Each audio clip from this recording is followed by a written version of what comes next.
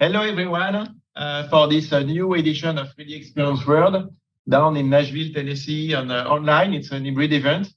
And we are very pleased today to have this Fireside chat session with Brent Hoberman from the 3D Experience Lab at Dassault Systèmes Paris campus.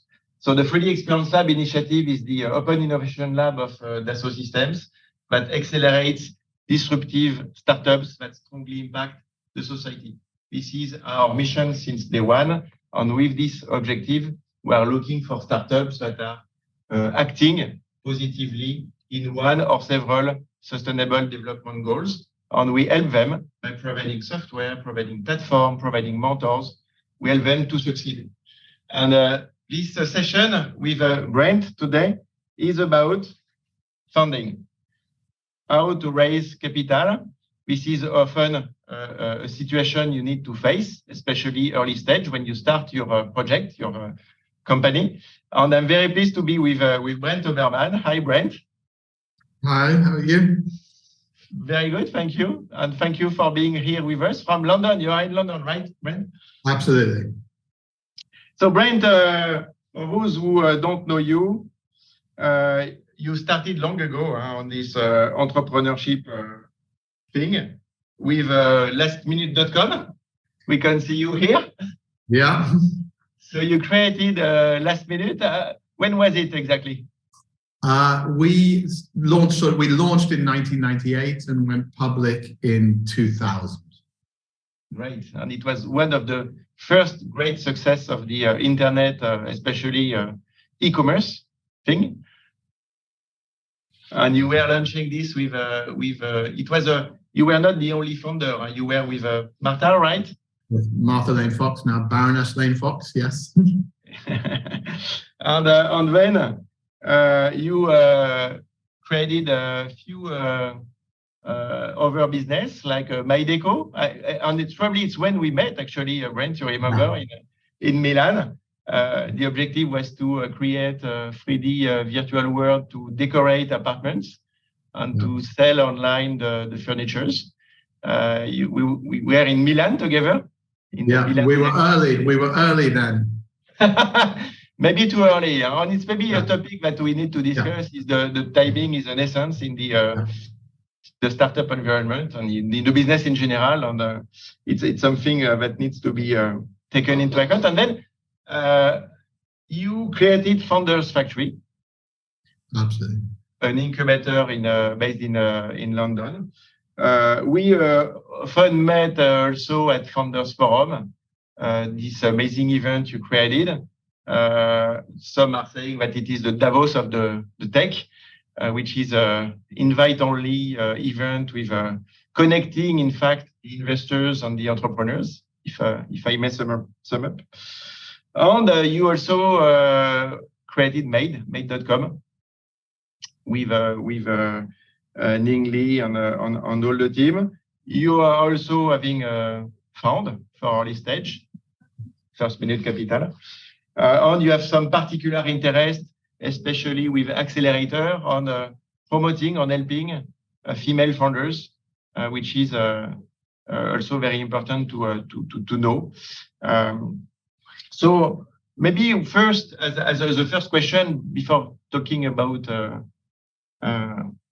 tip and tricks for investments, is from your experience, what have you learned from that? You are a serial entrepreneur. You are backing many startups. Some of them are what we call licorns, that are growing and scaling very rapidly.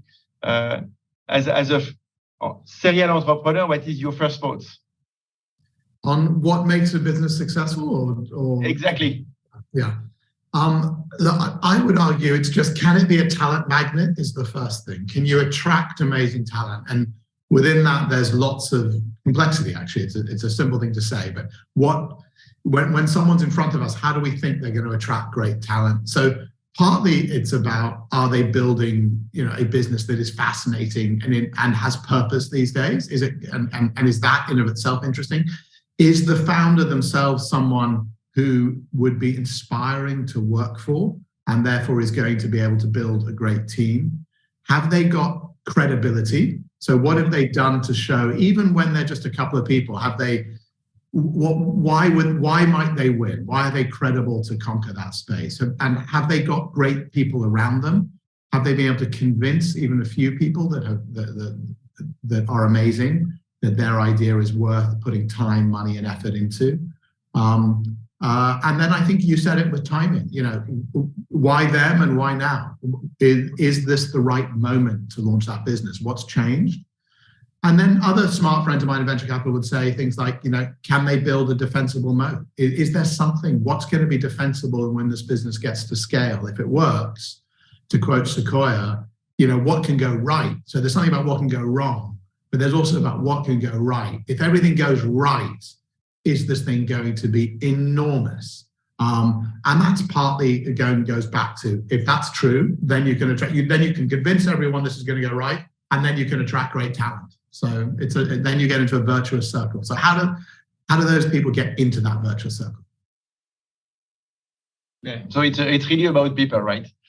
The team and the people's mindset. Yeah, no, absolutely. Because usually a good project is several co-founders. Usually when there is only one guy, it's probably not a good project. And as soon as you are 2 or 3 guys, the team, the relationship is probably very important.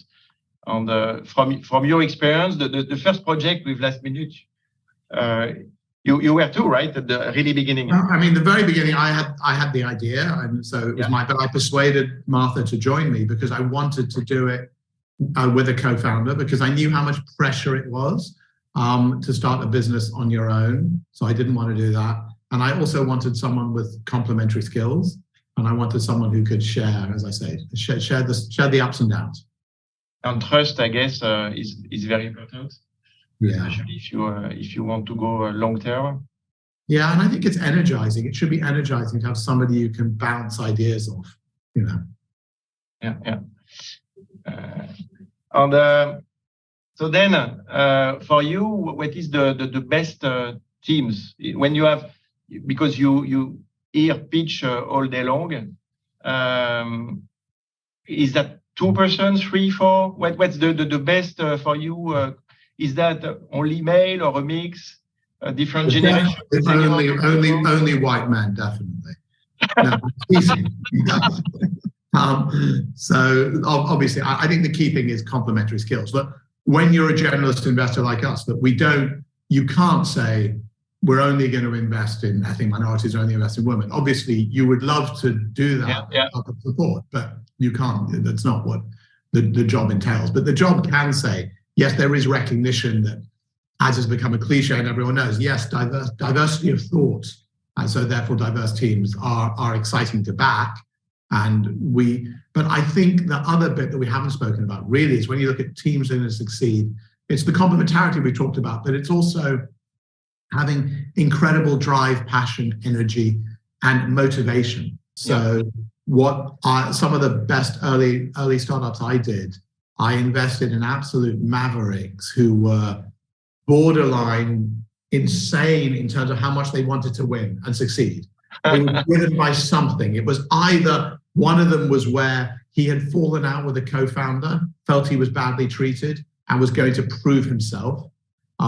You've got others who have come from, absolutely nothing, who are, in terms of the wealth or whatever, and want to prove themselves in the world. Others have a chip on their shoulder. The immigrant is a great indicator, obviously. We do love immigrants. I am one myself, so I should declare that. I'm a South African immigrant to the UK. So I think immigrants have that part of trying to prove that they belong, and can do even better in that geography. So these are sort of well-trodden characteristics of great entrepreneurs. I think people should know that it's not comfortable. It's not easy. Being an entrepreneur is extraordinarily difficult. And even my 17-year-old daughter the other day was saying that in their economics class, they taught them that entrepreneurs work all the time. And I used to say they are victims. You're like a prisoner of your business. Now that can be good and bad. So you're also looking for people who love what they do, because they're not going to give up. So it's this tenacity point, right? Passion and tenacity, you need both. And you don't want people who aren't going to love it, because you have to love the highs and lows, the problem-solving bits of entrepreneurship, the joy of getting a deal done, the joy of winning, proving yourself better than the competition, breaking new ground, breaking new models. All of that you have to love, and that means that you won't be a prisoner in the traditional sense of your business. You will be a prisoner, but you'll still feel like you're in a 5-star hotel. It's all you can think about is your business, but you still enjoy it despite the highs and lows. And is there a particular age to be successful, or an addition of two profile with, a junior and a senior, or what do you think on that? I think it is this ability to hire talent and rent experience. So that's become my other mantra. That's a good motto. Yeah. So I think it's, are you ready to hire raw talent? Some of the best hires I've done are like the 24-year-old who's, super bright, motivated, dedicated, but doesn't understand the industry, but just can invent it, wants to learn quickly and fast, but also has not just the high IQ. I think that's the challenge, is to find people with a high EQ, emotional intelligence as well. So we're getting better at that now, recognizing that that's part of the combination for winning teams. It's the emotional intelligence as well as the IQ, and that makes the teams work better together. Great. And so as you know, we are doing a lot of data analytics at Dassault Systèmes, and we follow all the trends. So, for instance, those days, people are investing in artificial intelligence, in 5G, in metaverse or virtual reality, and so on. On your side, and especially through First Minute, what are the different themes that are of interest for you? What are the domains in which you invest? Yeah, so look, we've done well with open source software and open source turning to SaaS. So how do you make money from that? Obviously, deep tech, everyone's after, what's the great deep tech companies? Does that mean artificial intelligence, but also even like new materials, people doing those sorts of things? We're doing more and more climate tech. I think we've done 15 climate tech deals from within First Minute. So obviously that's a space that's harder as a seed fund, in the sense that many of them need so much money, hundreds of millions, that it's harder if you're a seed fund investing single-digit millions. But we've still found interesting plays in that. Obviously, fintech in London, you'd expect, some good fintech companies. And health tech. So we invest across Europe particularly, but into the US as well. And we're constantly on the lookout for good health tech vehicles as well. And I guess it's anywhere where you see the intersection of big data, analyzing that data, and what you can do for it. It doesn't have to be health, it can be in other areas.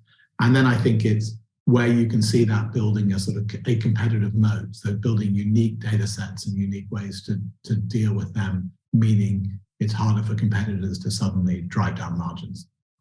And what about impact? So as I was saying in the introduction, our lab is accelerating impacts.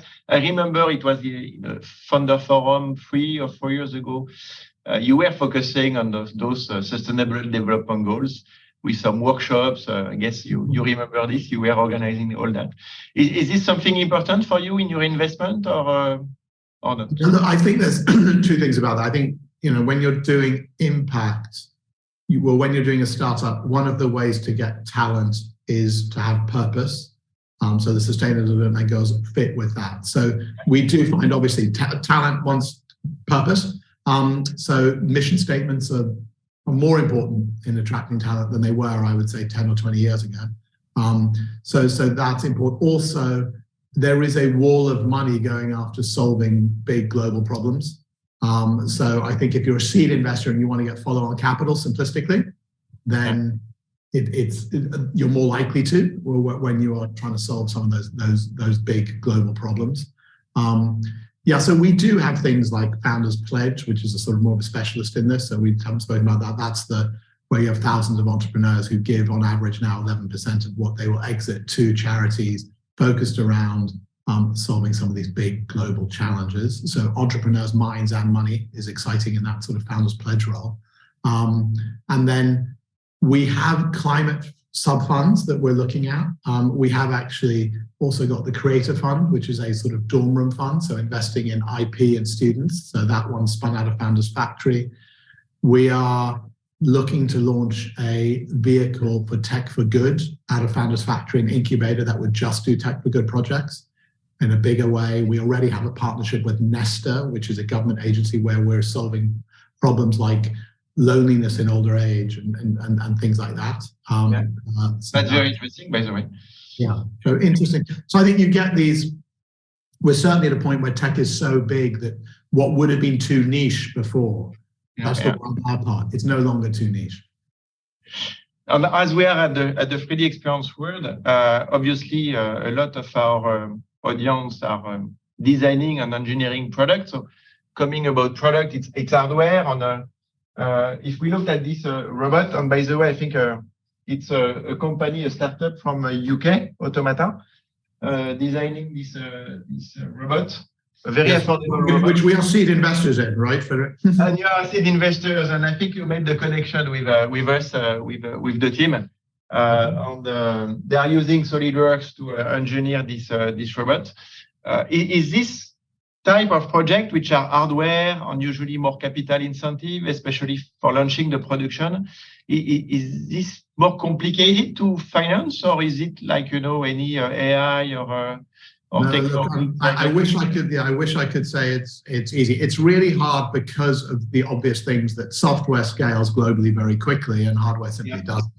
Hardware obviously takes a long time, and it's more complicated to see how you build a competitive moat with hardware and don't get into a pricing issue. Yeah.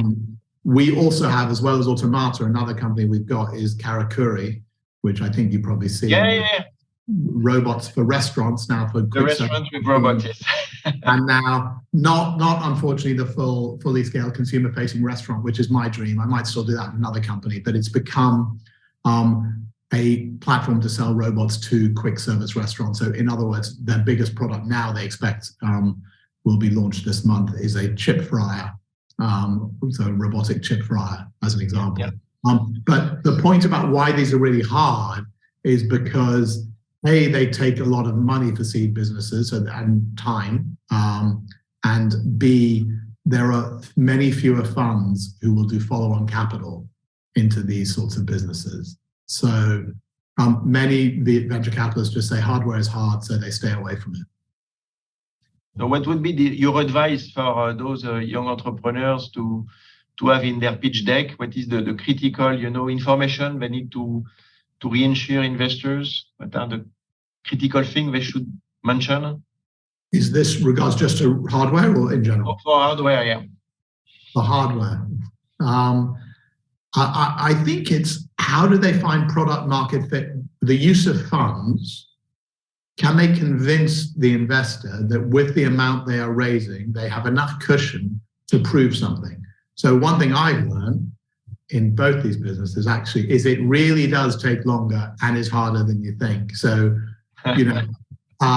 so have they got a team that can deliver on time, that really understands? And this is one area where I don't mind if you rent or hire experience, but experience in hardware is probably more important than some of the other categories we've talked about, because I think you are right into things like supply chain has had some of our companies in this area. You have to work out, how do you get around those sorts of issues, and how do you make something not at scale work? If you know what I mean, it's sort of like hardware tends to work.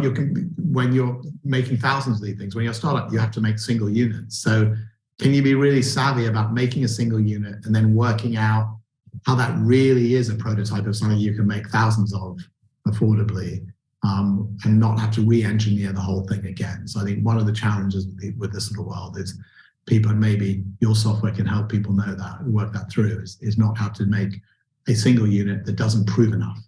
Yeah. So then the next question is, more generally speaking, the best pitch deck you heard, what it should say.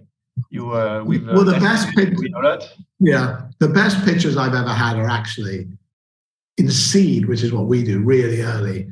I have to say it's more about the entrepreneur, and I'll take the example which for the French market will be familiar, but I'm proud to be a seed investor, one of the first or second in Jean-Charles Samuelian of Allen.eu. And he was actually, when he pitched me, working on something slightly different to what he launched. It's a health insurance disruptor, for want of a better, quick terminology. And at the time, he was doing something more. He was pitching me more something about chronic disease and how to stop people, how to monitor it early and reduce insurance costs through buying.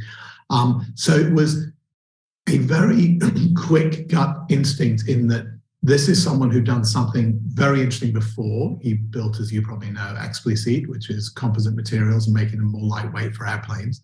So, literally sort of, not quite, but literally almost rocket science, smart. And then going into a new market, which is huge. So that was one of the things, is like, you've got somebody very smart going into a new market that's enormous, not quite knowing what the plan of attack would be, but knowing that, he would hire very smart people. For early seeds investments, is there what is the average amount, and I would say what is the best amount to raise? What should an entrepreneur think about raising for a seed round? I would say the challenge has to be, and it's always, the dilution, I shouldn't say this, but the dilution you're raising, almost no matter how much you raise, tends to be between 20 and 30%. So in other words, raise as much as you can, because you're probably going to give away 20 or 30% of your company anyway. but then within that, then you need to think about the use of funds heavily. So that slide people don't do enough work on. So it's the use of funds means, what are you spending the money on? And again, this point of, can you prove enough? So what I want to know when I see a deck is that somebody's going to spend this money incredibly wisely. That means hiring great talent, building amazing products, doing wonderful business development deals, so that in 12 months' time, I as the investor, 12 to 18 months' time, I look really smart because they've hit product market fit. So that's the thing. Can you hit product market fit? Can you prove some version of unit economics?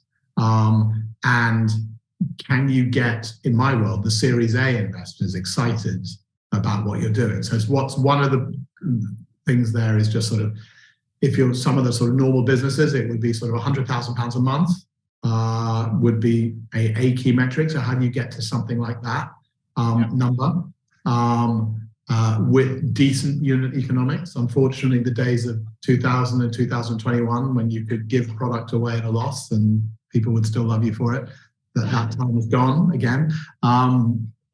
Good. And what do you recommend to when the project is growing, you just raise some money? Is that more efficient to hire talents or to subcontract? Well, I think what most people would say is that you need to understand what your core competence is, what's your real focus, what's your competitive advantage. And so that you want the IP of that on full-time payroll and not to subcontract it. And then you can subcontract what's not core. And then I would say one of the lessons I think I learned, so say lastminute.com where you had 2,000 people, was that's not a badge of honor in a startup. That's too many. We probably should have outsourced more things. It probably slowed us down. And also over time meant we weren't hiring the best of the best. So you want to just keep that alpha talent pool as good as of your direct employees, that they are talent magnets themselves, that they're all extraordinary. And as you scale, that becomes harder and harder to do. So I like smaller units and where you do outsource non-core competences. And in this world of, if you believe in remote work, which I love offices, I'm in the office now, then I think you have to believe in, then you have to hire talent from anywhere. Because that statement of, if you can work from anywhere, then anyone can do your job from anywhere. So I think you then, so like for those companies that are saying, look, we believe fully in remote, then they should be, you can still hire people full-time on that, but you can also just work with people from, let's face it, developing markets where you're paying 10% of the wage. About investors, is there a rule of how many VCs you should let enter, or 2 or 3, or only 1? With kind of. I shouldn't say this as a VC, but I kind of like what we did almost by mistake at lastminute.com, which is divide and conquer. It was no one person so big on the cap table. So we actually fragmented our VCs. It meant we had lots of allies. But I do think that there's no fixed rule. I think that can work if you get good cooperative people on your cap table. But equally, if you get a top tier fund who has incredible resources behind them, who's really going to give those resources to you and will only do that if they have 20% of the cap table, then that works as well. But they do become your master, and they have a very strong negotiating position. So you have to really build a position, trust them. Thank you. And so I invited you for this discussion. Brent is not only your investor and entrepreneur, but most of them. you lead most of this network of investors in US, in UK, or in Europe. Especially for us at Dassault Systèmes, we see a mini project on different stage, but also on different domains, biotech, hardware, obviously AI, whatever. Is there a kind of cartography of investors to whom those entrepreneurs should go? Because I guess you are building a robot like this one. You will not talk to someone interested in biotech. So I guess it's well orchestrated. I don't think it is as well orchestrated. We have thought about building a funding wizard, to sort of, in that old Microsoft terminology, to sort of work matchmaking. Well, there's matchmaking, but I think more importantly, it's just a sort of going through a flow. So making that spreadsheet interactive, which would have all those columns of, say, this is exactly the stage I'm at, this is the number of people I've got, this is, can I get grants? Where can I get grants from? Am I eligible? Which angels would love my deal, which would be a waste of time, which VC funds and which stages, so you're not wasting time in the flow. I've seen sort of some people almost slightly con artists. I've seen a few people on LinkedIn say, I've mapped the whole venture database world, comment and I'll send you the spreadsheet. And then I've commented and they haven't sent me the spreadsheet. Which is interesting. So we tend to build our own. We have, obviously for Founders Factory, we go to a lot of angels and VCs. We invite VCs regularly. We just had one this week, sort of 80 VCs in our office. But you confirm that VCs are structured on focus on one domain or another, or one stage or another. So the entrepreneurs need to knock at the right door.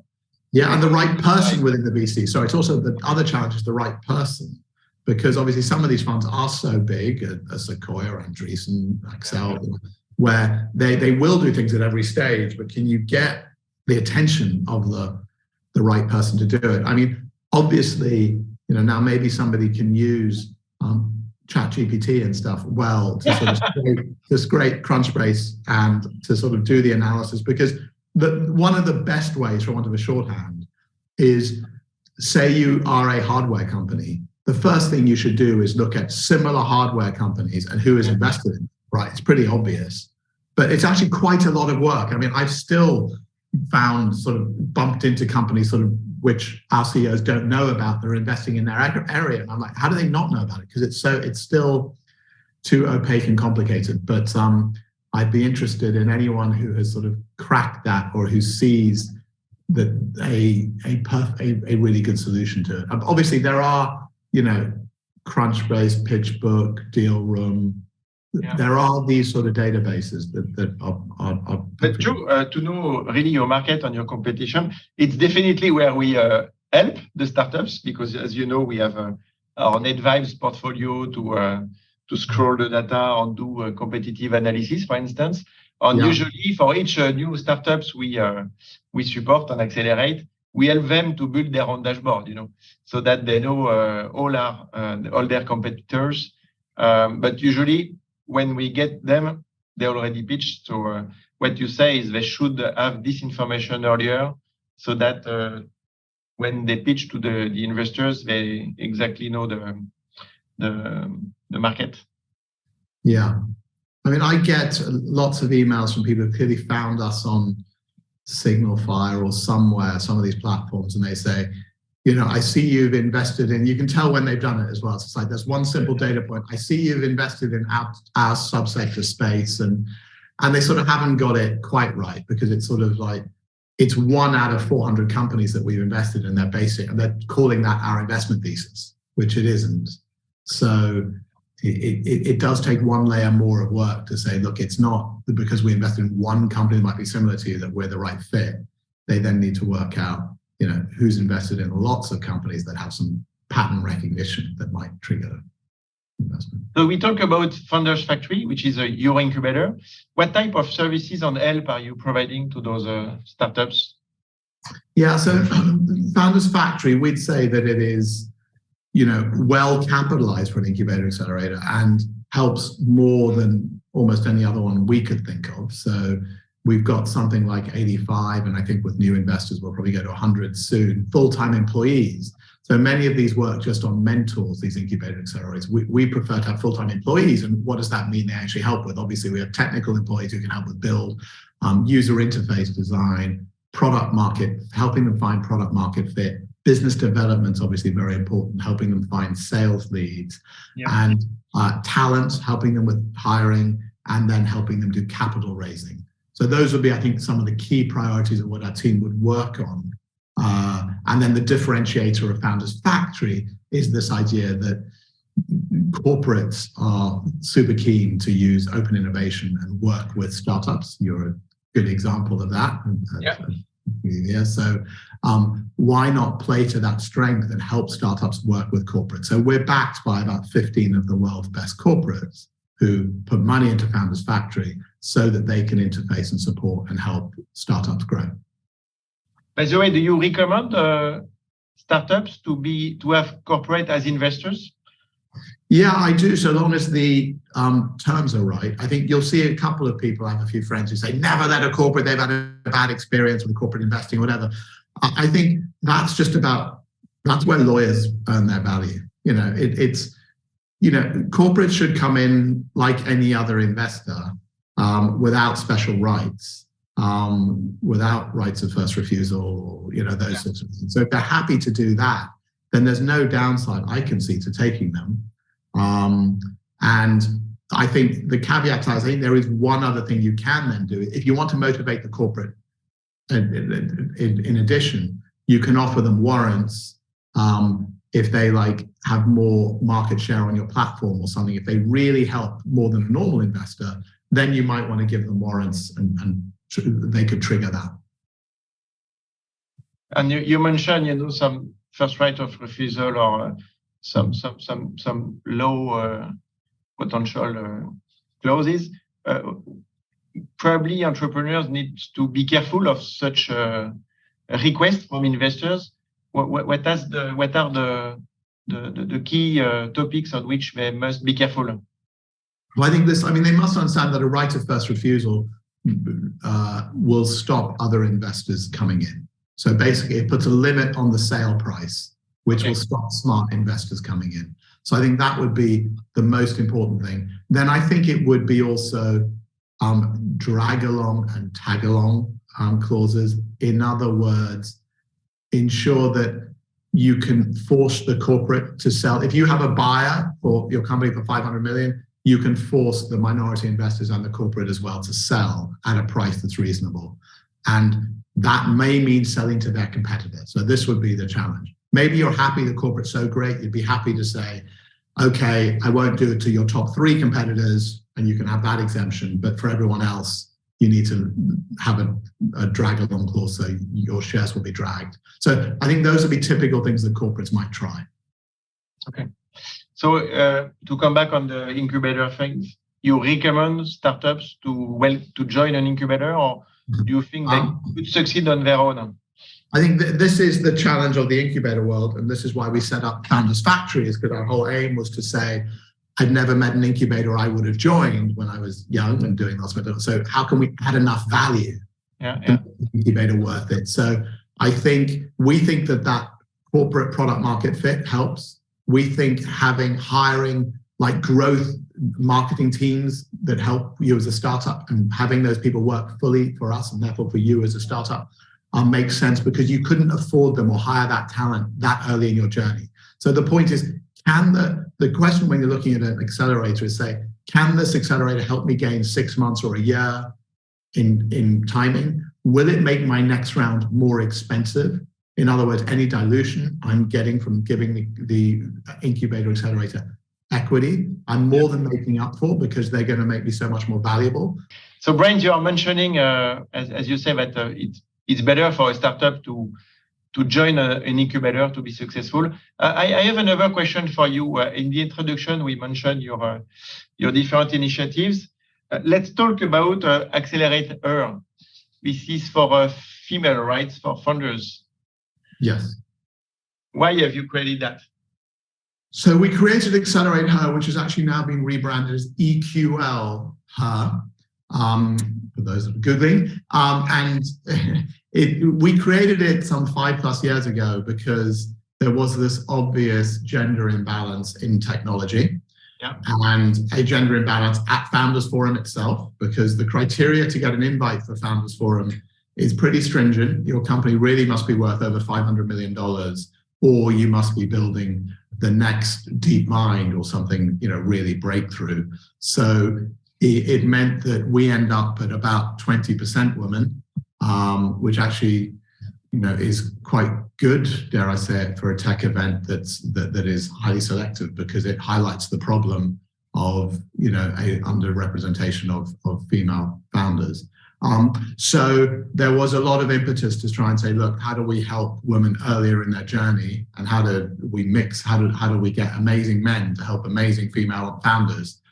So we had a separate event that did this, and series of events actually, and the likes of inspiring women like Hillary Clinton and Sheryl Sandberg, et cetera, have been involved in EQL. So it's been pretty successful in terms of the ability to support young upcoming female founders with mentors and with each other. They're often the best support.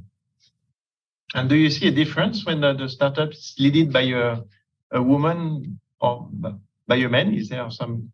Look, in terms of are they going to be more successful or not, I don't think you can say that. I think what you can go to is sort of McKinsey's data, which would say diverse teams win. So, McKinsey have proven it, right? So, at the lab, we have half. So it's pretty good in the tech. Yeah. So, and then I think obviously there are various strands where women are much better suited. I'm sure they're better suited to many areas, but obviously you have things like femtech, where femtech was massively underrepresented or underdeveloped as a category, and now we're seeing huge amounts of focus on women's wellness and even things like menopause and various startups in those sorts of areas. So that's one thing, but obviously no reason why women shouldn't succeed in mainstream things. Like we've invested in amazing female founders in artificial intelligence, in biochemistry, all sorts of exciting areas. So it doesn't need to be, women don't need to limit themselves to that niche, obviously, that they can go in anything. And to conclude the discussion, and we'll have 5 minutes for questions. My last question is about failure. What's for you and for all what you saw, the main reason of failure for a young startup? What's the main reason for failure? Well, so there's a few reasons for failure. So one is founding teams fall out. So some of our earliest failures were teams that didn't get on well together for whatever reason. So somebody leaves. The other obvious thing is, I guess so obvious, but not watching cash flow. I was going to say not finding product market fit, but it's really not finding product market fit before your cash runs out, and therefore you haven't proven enough to get more money. Yeah. So I think that's an obvious one. So it's where to place your risk, and I think it's also not building amazing teams. If you start to build, and this is important, if you start to get average people in your team, you are 100 times more likely to stay with average people and never attract amazing talent. Because amazing talent, you might get some confused, brilliant person who might come to your company for 3 days and then work out that most people are pretty average, and so they'll leave. So I think the other thing I would say to remedy that is you have to be patient with your first hires. Mm-hmm. So that's where you might want to use the outsourcing question that we alluded to earlier. If you haven't found the right person, then maybe get somebody part-time, but don't commit to them unless they're going to be extraordinary and they've got the DNA that you want to replicate.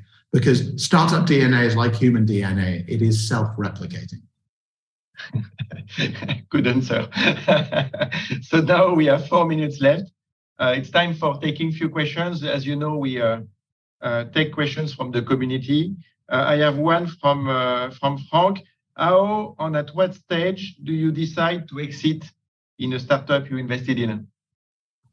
Yeah, so when you exit, often you can never get the timing right, obviously. We've seen the fascinating move by Sequoia to say that they're having to change the way they structure it, have a sort of to keep hold of companies even once they've gone public, because they would say that companies like Unity and stuff that they were in did super well on the public market. So some people will even stay as a VC much later. Most VCs would say they're not being paid to keep money in public companies. So mostly once a company is public, that will be obvious when you get out or whether they've exited. So that really is mostly when we've got out. However, we have seen companies where you get the big growth funds come in at sort of 1.5 billion valuation or something. You'd sell half or 80% of your shares.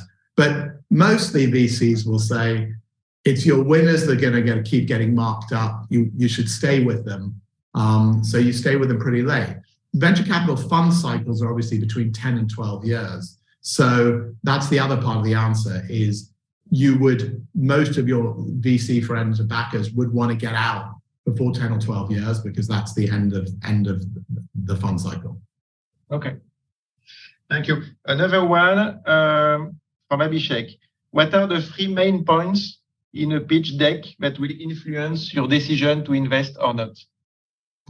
I think it's a couple of things we said earlier. So it's why us? So why are you the right team to execute on this? Why now? So why is the timing right? And then I would say, are you going to prove enough within, sadly, quite a short time frame in most of our worlds? It's sort of 12 to 18 months to make us look clever rather than stupid. On the last one, but I think we already discussed this point, how to identify the right investor according to the amount I want to raise and in the market I am addressing.